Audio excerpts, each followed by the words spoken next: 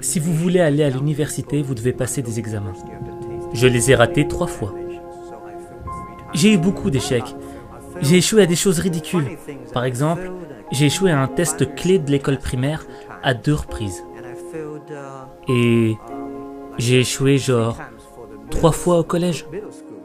Et vous aurez du mal à y croire.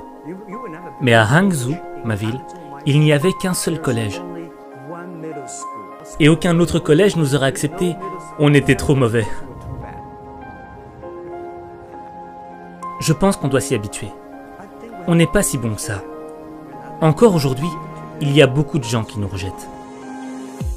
Vous savez, pendant 3 ans j'ai essayé, mais j'ai échoué à l'université. Alors j'ai postulé à plusieurs jobs, mais j'ai été rejeté 30 fois. J'ai été à la police, on m'a dit non, t'es pas assez bon. Je suis même allé au KFC, quand le KFC est venu en Chine, dans ma ville. 24 personnes se sont présentées. 23 personnes ont été acceptées. J'étais le seul gars à avoir été rejeté.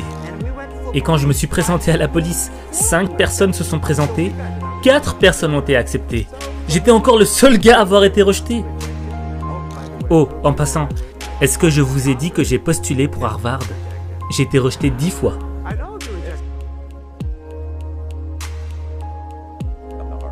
Et là, je me suis dit, peut-être qu'il faudra que j'aille donner cours là-bas un jour.